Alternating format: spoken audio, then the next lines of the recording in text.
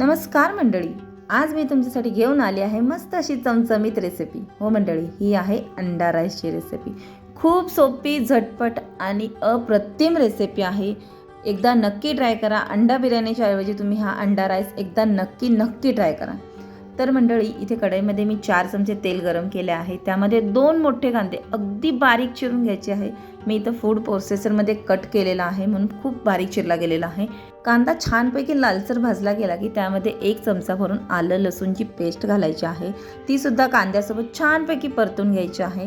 दोन्ही परतून झाल्यानंतर 1 मोठा टोमॅटो किंवा मध्यम आकाराचे 2 टोमॅटो ह्यामध्ये घालून घ्यायचे आहेत आणि ते सुद्धा छानपैकी कांद्यासोबत भाजून घ्यायचे आहेत। जास्त काही वेळ नाही भाजले तरी सुद्धा चालेल। इथे चवीनुसार मीठ घालून घ्यायचं आहे, 1 चमचा लाल तिखट आणि 1 चमचा बिर्याणी मसाला।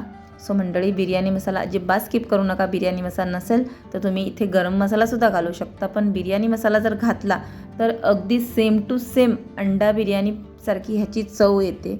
सोबतच अर्धा चमचा हळद घालायची आहे आणि अगदी थोडंसं गरम पाणी घालायचं आहे। सो माझं इथं वाटणाचं भांडं होतं मिक्सरचं, त्यामध्येच पाणी घालून यामध्ये घातलेलं आहे।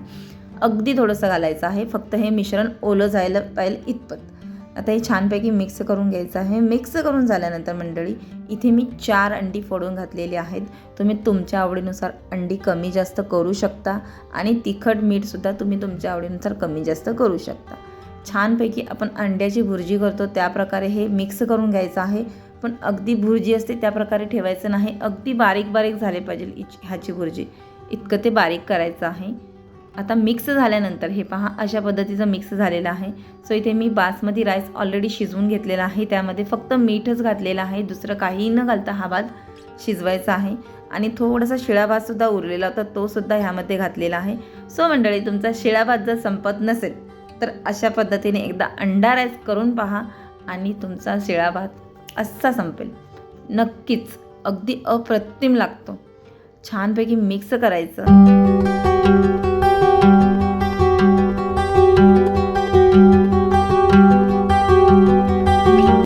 मिक्स झाल्यानंतर आता वरून अर्ध्या लिंबाचा रस घालायचा आहे। मस्तपैकी कोथिंबीर घालून घ्यायची आहे आणि झाकण ठेवून मंद आचेवर 8 ते 10 मिनटं फक्त वाफ येऊ द्यायची आहे। पूर्णपणे गॅसची फ्लेम मंद ठेवायची आहे। जोपर्यंत राईस होतोय तोपर्यंत आपण इथे अंड्याची पोळी करून घेऊया, म्हणजेच वरून भातासोबत खायला। सो मंडळी, इथे मी फक्त प्लेन पोळी करणार आहे अंड्याची, पण मला हाफ आमलेट आवडत नाही, मी दोन्ही बाजूने भाजून घेणार आहे। तुम्हाला जर आवडत असेल तर तुम्ही डायरेक्ट हाफ आमलेटसुद्धा घेऊ शकता। वरून थोडंसं लाल तिखट आणि मीठ स्प्रिंकल केलेलं आहे। पोळीसुद्धा भाजून झालेली आहे आणि आपला राईससुद्धा तयार आहे। सो मंडळी, तयार आहे आपला अंडा राईस। खूप सोपी आणि झटपट रेसिपी आहे। तर मंडळी, तुम्हाला जर माझी रेसिपी आवडली असेल तर व्हिडिओला लाईक, शेअर आणि सबस्क्राईब करा।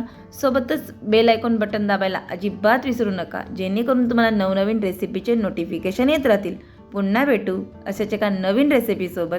वेळात वेळ काढून पूर्ण व्हिडिओ पाहिल्याबद्दल मनापासून खूप थँक्यू। आणि हो मंडळी, रेसिपी ट्राय केल्यानंतर कशी झाली ही मला कमेंट करून नक्की कळवा। आणि हो मंडळी, रेसिपी सिंपल आहे पण टेस्टी आहे, एकदा नक्की ट्राय करा।